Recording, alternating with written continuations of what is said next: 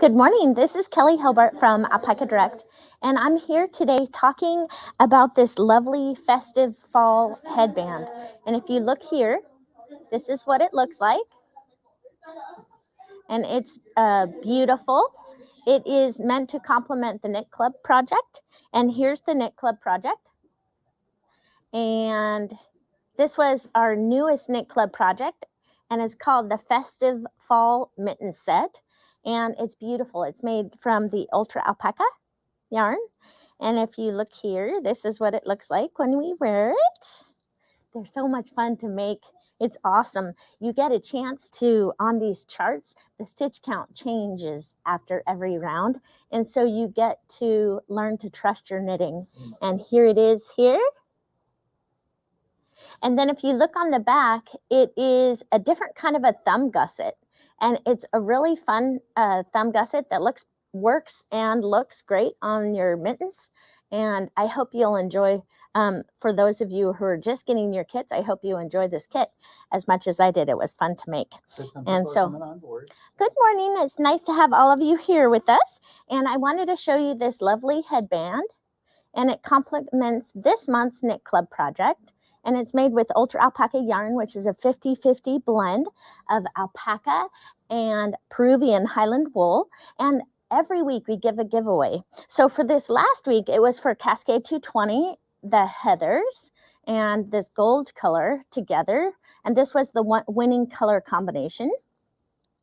And Cascade 220 is made by the Cascade Yarn Company, and it is Peruvian Highland wool. It's a non-superwash yarn, and it's a great yarn for workhorse yarn. You can use it for all kinds of things, but it's a great worsted weight yarn. So there it is there. And then for this week, I thought we could enjoy some Ultra Alpaca yarn, and this is 50% the superfine alpaca and 50% Peruvian Highland wool. And we have the denim colorways, or this one's kind of like, it's not really turquoise, but it's more, it has a little more green in it. So green, blue, and then denim are color choices. And you guys vote and you let me know which one you like, and then we can send it out to the lucky winner for next week. Oh, that's from Barocco. Yes, it's from Barocco Yarn Company, Jim said. And it's a great yarn. I've used it for all kinds of things, including this month's Knit Club project. And then this headband is made from that yarn, which will keep you super warm. And it's a free pattern that Jim's going to be posting later on today so that you can get it. And you'll have, if you make the mittens, let me see. I have out of the 2 skeins, I've made 2 sets of mittens. And I'm almost positive that I could make 2 sets of mittens and 2 headbands out of 2 skeins of Ultra Alpaca. So that's a great deal. If you're looking for Christmas gifts and don't mind things that match, then you could try the project that we're going to be talking about today. And it is a lovely lace pattern. It's 18 rows or rounds, depending on whether you're doing the mitten set for the Knit Club kit or you're doing the free headband, which you'll be able to download today. It is a great project and super great practice for you to work on the knitted lace projects and with stitch counts that are ever changing. And in the pattern, I have included the stitch counts for you at the end of each round or row so that you will know what that stitch count is. And it's just great practice for you to learn how to read your knitting and learn how to trust your knitting. And so it's a great project to do. So some people said they're knitting little pumpkins. Oh, lovely. Oh, yes. I've made pumpkins. Yep. Jim said some people are making pumpkins, and that's awesome because our Thanksgiving is coming up soon and Halloween right around the corner. And we just had our granddaughter this last weekend, and we had purchased some candy. So she was enjoying the candy and running around like a maniac. So anyway, it was fun. Yep, and going in the hot tub. She loves the hot tub. Yeah, and then she likes going down to the lake, and she calls it her ocean. It's so cute. So anyway, it was great fun sharing time with Evie. So let's take a look. A couple of things that I wanted to talk about today is I wanted to talk about when we do our provisional cast on for our headband, see the headband is knit using a provisional cast on like that, and then you knit flat, and you make this wonderful, it's sort of like an I-cord edging. Do you see the edge of the headband, how it goes around like that? Can you see it on camera? Okay, Jim, when I'm doing this? Yep. Jim said you guys can see it fine. But what it does is it makes a border for your headband that is fantastic. It's a little more snug because you slip every other stitch. So it's a knit one, slip one. And so it's much like a I-cord edging, and it just makes a beautiful edge. So I wanted to talk about how you do that, how easy it is to do that. And then I wanted to talk about when a pattern says no stitch, what that is and why they use it, why it's used on patterns and on your charts. And basically what the no stitch is that it you ignore it. What it's doing is it's making your leaf, for instance, look like a leaf in the pattern. So it's a great, kind of like a placeholder in a book, but it is just kind of visualization of your pattern so that you can knit and enjoy making the pattern and see what it looks like, but you're not actually doing anything with that no stitch. That's why they call it a no stitch. And then I wanted to show you how easy that slip stitch border is. So let's take a look at it and see what we can do here. So I have knit a little bit of this pattern already, and you can see here that I am on round number 7, or row, shall I say, because I'm doing the headband. Oops, I got my needle stuck underneath the table leg.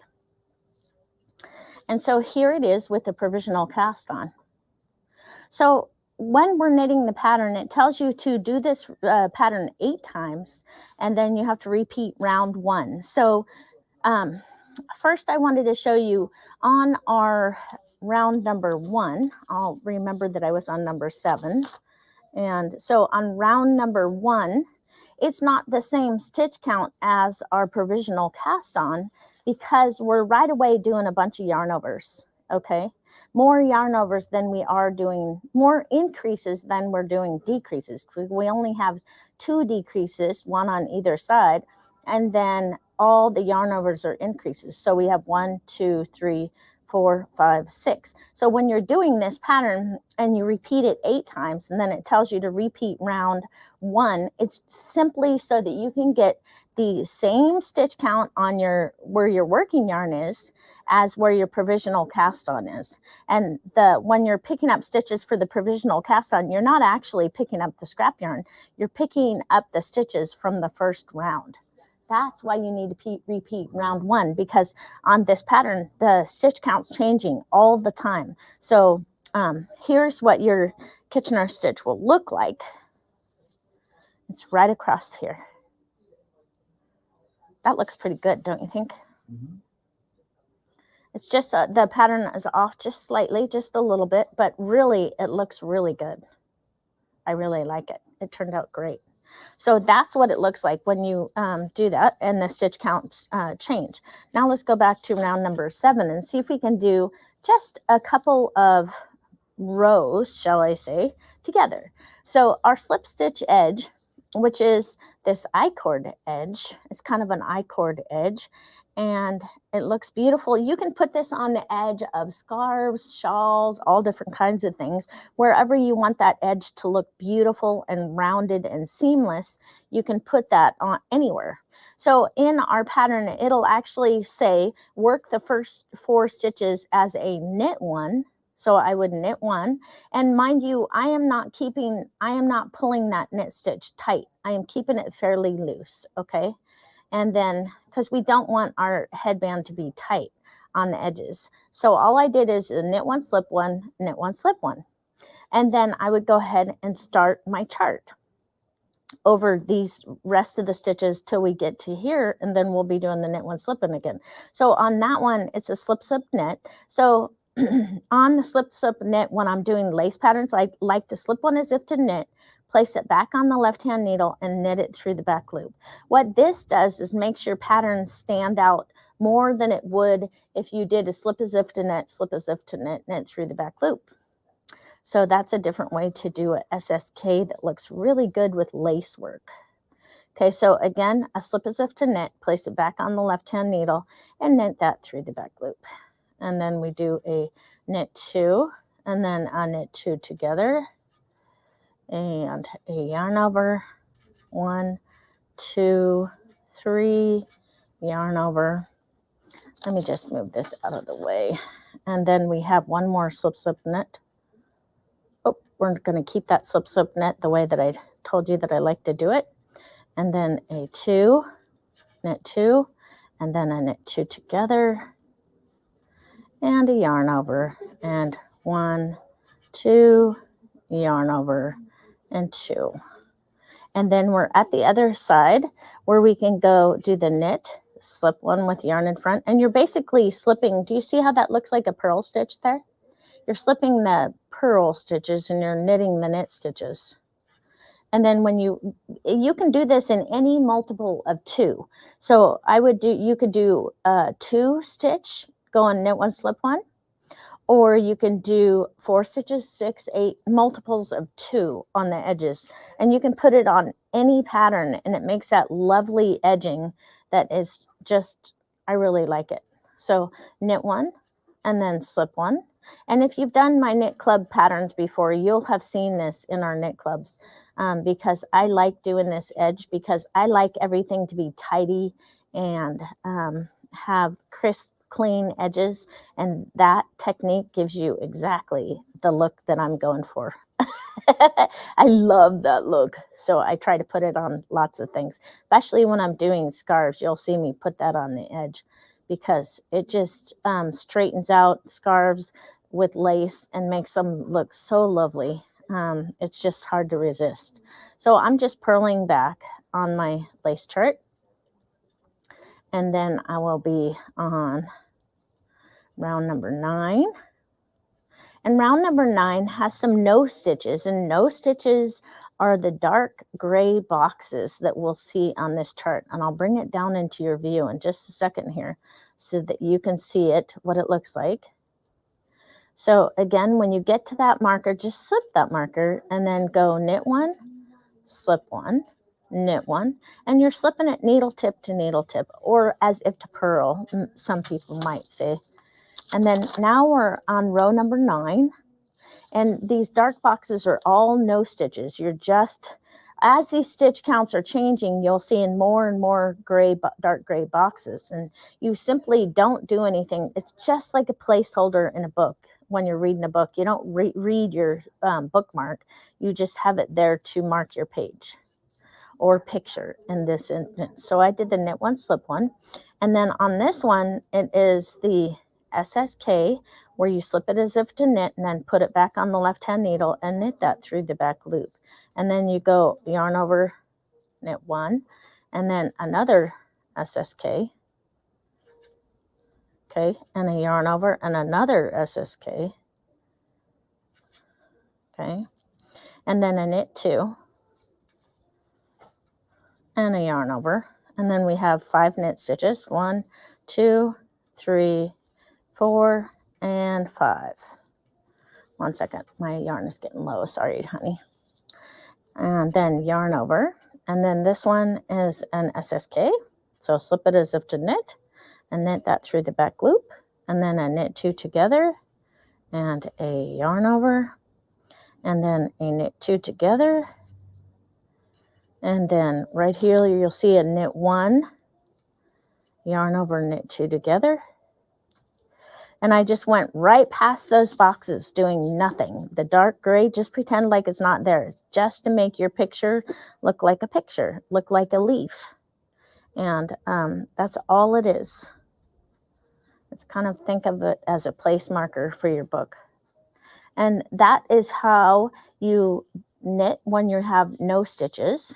And then when you have the SSK, you do the slip as if to knit and then place it back on the left-hand needle and then knit through the back loop. And then again, our nice border, which is not shown in this pattern. It is shown on the written instructions. It'll say knit one, slip one with yarn in front twice, and then do the lace pattern, and then knit one, slip one with yarn in front twice, and then you do that for rounds 1 through 18 of our lace chart, and then your one repeat would be done. And then you do that whole thing 8 times, and then repeat row 1 one more time, and you're ready to Kitchener. And I hope you all know how to Kitchener. Do all of you out there know how to Kitchener? Yes, I yes. would, I hope so. Those of you out there, please let me know, and you'll be entered to win the prize. And I hope that you've learned how to do Kitchener stitch. Don't let Kitchener hold you back, because it is a great skill, and I use it all the time. And using my little cheat sheets that I like to use are fantastic. So if you haven't done it before and you're not sure about what I'm talking about, look up. Where can they can go to Knit Ideas, right, Jim? Yeah, or we have it on our website, so we can. Post a link Maybe to it. Meg could post a link for us of the Kitchener stitch on one of my little videos. Yes, so that you guys can learn how to do it if you haven't done it before. Great skill. And so again, for our prize for this week, it's Ultra Alpaca, which is 50% Peruvian Highland wool, 50% superfine baby alpaca, made by the Barroco Yarn Company in Peru. And we have a denim colorway and the blue-green colorway. So you guys choose, and we can send it out to our lucky customer. And you will be able to make this headband, because that's what yarn it's using. So that's awesome. So let's see who our winner is for today, right? So we have a winner. It's Diana Felgenauer. Diana, congratulations. You won. You won this lovely Cascade 220 yarn. And this is Peruvian Highland wool, made by the Cascade Yarn Company. And all you have to do is contact us at www.alpacadirect.com, customer service, right, Jim? Or just customer service at alpacadirect.com. Or you can, Jim said you can go customer service at alpacadirect.com, and then give us your shipping address so we can get it in the mail to you and you can enjoy it. So this was the winning colorway, the red and the gold. And Perfect. Diana, yay, congratulations, you won. That's fantastic. So I'm not sure if I'm crucifying your last name. I apologize. It's Felgenauer. Diana Felgenauer. Yes, congratulations. You won some lovely yarn. So just get in touch with us so we can get it out in the mail to you. That's great. And then for this next week, I thought I was going to talk about how I was looking at felted slipper patterns for little kids. And boy, they're all the way up to $8 for a felted slipper kit. And I thought, wouldn't it be cool if I can show you how you might be able to use your favorite sock pattern that's free and that you're used to making, and how you can make a quick knit out of felted slippers, and you make like toddler slippers. Here's mine that are in progress for this next week, and I will go ahead, and these are going to be toddler felted slippers using my favorite sock pattern.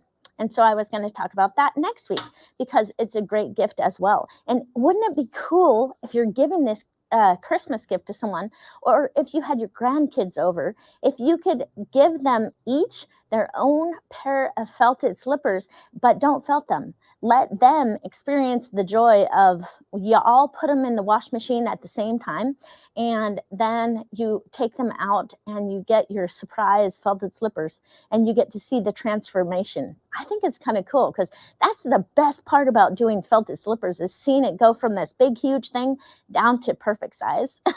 It's totally cool. So maybe if they come over for dinner for a nice meal or something, and then you're able to run the wash machine while you're eating dinner or what have you, and then be able to do your felted slippers in the wash machine together. It could be Yes. Have your kids, your grandkids. Yes, it could be an event.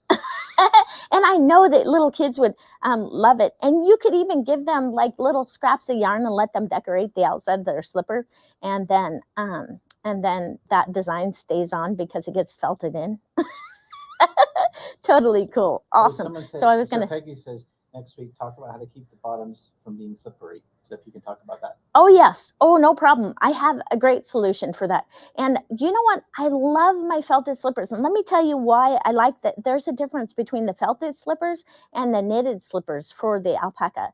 And the thing is that the non-felted slippers, the regular alpaca slippers, if you are super, super cold, those knitted alpaca slippers are so warm. They're super warm. Mhm. But when you felt the slippers, maybe it's because I was using ultra alpaca, I don't know. But I'll tell you that for me, the difference was those felted slippers didn't feel quite as hot. But they were super comfortable, almost like wearing air. Totally fantastic. So, and because I have used like a sock pattern, those slippers fit your foot like a sock. So they're much more fitted than most of the patterns out there in that they fit better. They actually fit better. And so I wanted to talk about that next week. And so I hope all of you have a great week, and I will see you next Tuesday.